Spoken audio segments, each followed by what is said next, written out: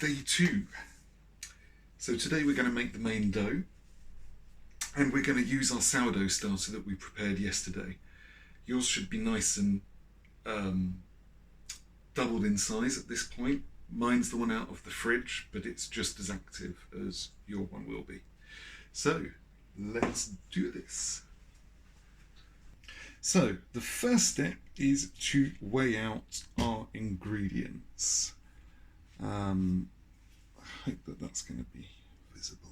Yeah, that looks okay.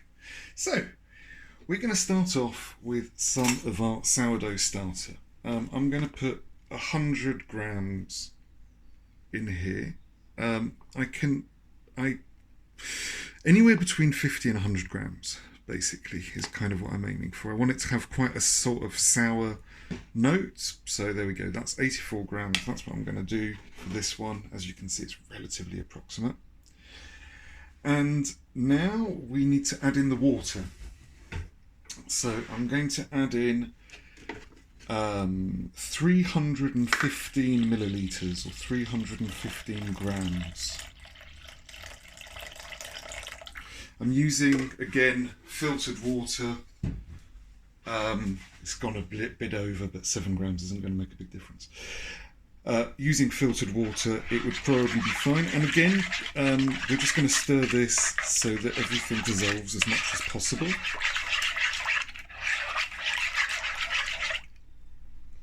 Then to help it dissolve, we're going to add the salt.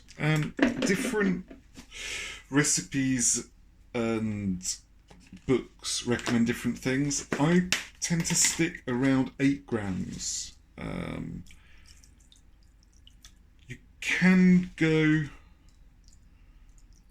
less, you can actually go quite a bit more, but I find 8 grams is kind of what I like. Give that a little stir.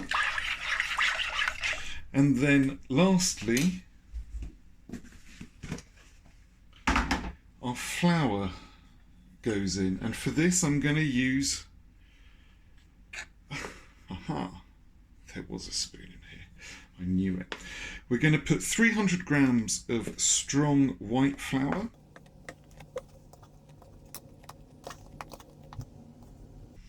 And actually we might go a bit more because we added a bit of water, 7 grams of extra water. But anyway, that's 300 grams of white bread flour and 100 grams of, so this is fine plain, which isn't what I would really be using. Normally I would go for wholemeal bread flour, strong bread flour, but they didn't have any at the shops.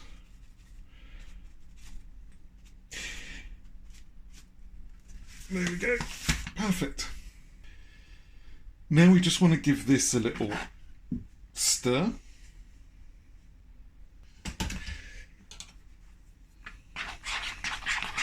And all we're trying to do here is hydrate all of the flour. We're not actually looking to do any form of kneading or anything like that.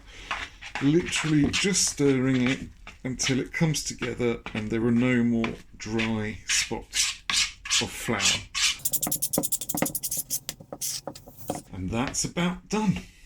And so now we can just leave that with a tea towel over it for about half an hour, and we'll come back to this in about 30 minutes. So 30 minutes later, your dough will look like that. So this is a no-knead dough, but we still need to give it strength. We need to basically create a gluten network. So with a, I would say, quite wet hand, scoop up the dough from underneath, pull it up and fold it over. Turn the bowl, scoop it up, pull it, fold it over. And so once we've folded it onto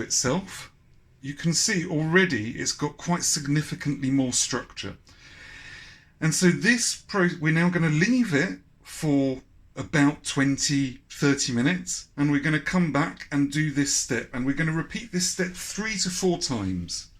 So it's not quite been 30 minutes, but we're going to do another stretch and fold. So again, wet hand, go in, stretch it, and as you can see already, the dough is starting to get a real bit of structure now. It can be moved around, whereas it was just a liquid mass. Anyway, and it goes back to sleep for a little bit. That doesn't look healthy with that one. So, after you've done 3 or 4 turns, the first thing we want to do is the window pane test. So that's just where we take a little bit of this dough and we try and stretch it right up to the point where we can see the light and our fingers coming through it, and that tells us that we've got a well-developed gluten network. So our dough is now ready to go. The next thing that we need to do is prepare it for what's called the bulk rise, where it's going to just rise either throughout the day, or I sometimes just leave it overnight. I'm just going to quickly make sure my surface is dry and sprinkle really very, very little flour on my work surface. Now I'm going to moisten my hands again, and I'm just going to do one final stretch. Alexa, stop. Sorry, I forgot about our 4th guest tonight, which was Alexa. And now I'm just going to bring this onto my work surface. And here what we're trying to do is tighten up this ball of dough. So we want to make it so that it's as... So what I'm doing here is I'm pushing the dough over in a kind of circular motion, and you can see that the top is becoming smoother and smoother. Now it's quite important to do this step because it helps the dough ferment and rise in a good, even fashion. Anyway, once we've done that, all we need to do is plonk it in our bowl, cover it, and we can come back to it once it's doubled in size. Which, if you're starting this step in the morning, it will finish, you'll be ready to sort of do the next step at night. I sometimes do this last thing at night and then prepare the last step in the morning. So, after a few good hours of letting this dough rise, it has, risen quite significantly. So, at this point, we need to shape it into the loaf, and then we're going to let it sit in the fridge for about 8 hours, which is called to retard the dough, which basically slows the yeast and kind of rising side of the yeast and the other bacterias, but it continues to kind of develop flavour.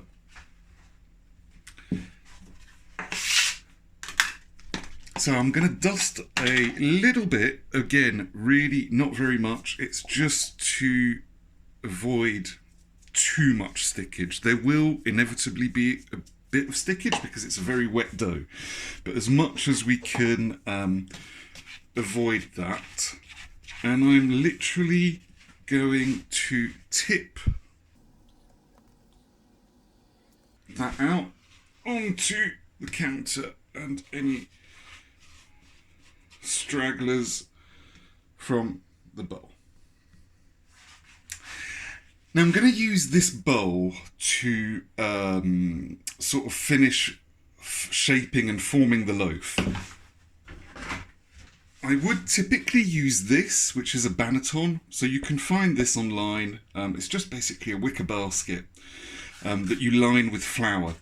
But I thought for this, to make it as close to what you've got at home, we'll use just the same mixing bowl, basically, that I've used to raise this dough. So I'm just going to wash this up.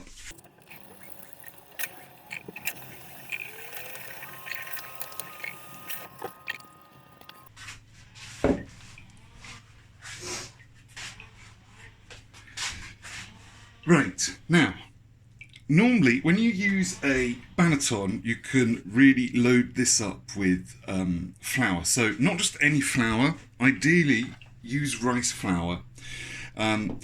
Rice flour won't stick to the dough and won't allow the dough to stick to other things as much as normal flour because it doesn't contain gluten, and gluten is what makes bread or dough sticky. What we are going to do is use the same tea towel that we used for rising, and I'm basically going to create a layer in here with our rice flour.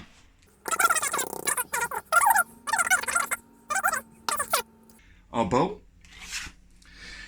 And this is the only slightly tricky task in this whole procedure. We now have to form this dough.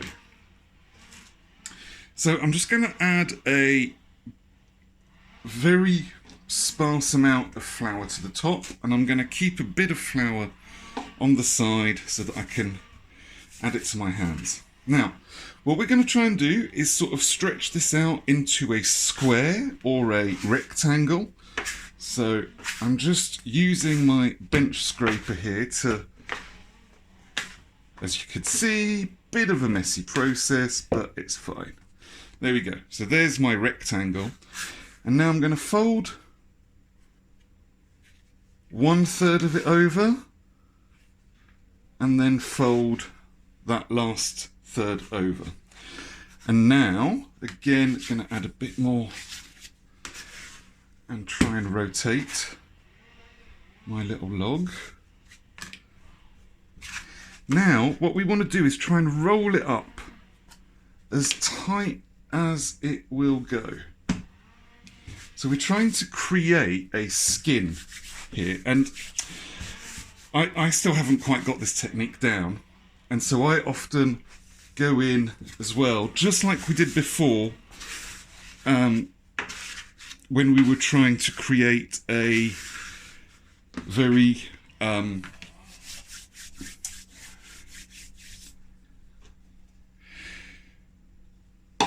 I'm just going to put music over this bit.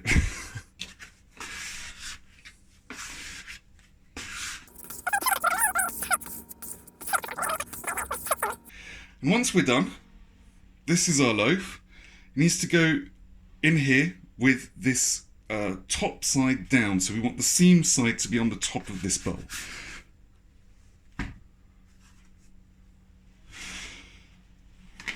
And then once it's in this bowl, we can try and just pinch that seam together a little bit. Probably won't make a gigantic amount of difference. And then flour the top with a bit more of our rice flour. And finally, we just fold back the tea towel over the top, and we are done. That now needs to sit in the fridge for about 8 hours. And that's it for day 2. Tomorrow we'll be back to bake it and our bread will be done. So it's been about 10 minutes of active time from start to finish, but it is over a couple of days with some large gaps in the middle. But anyway, see you tomorrow for day 3.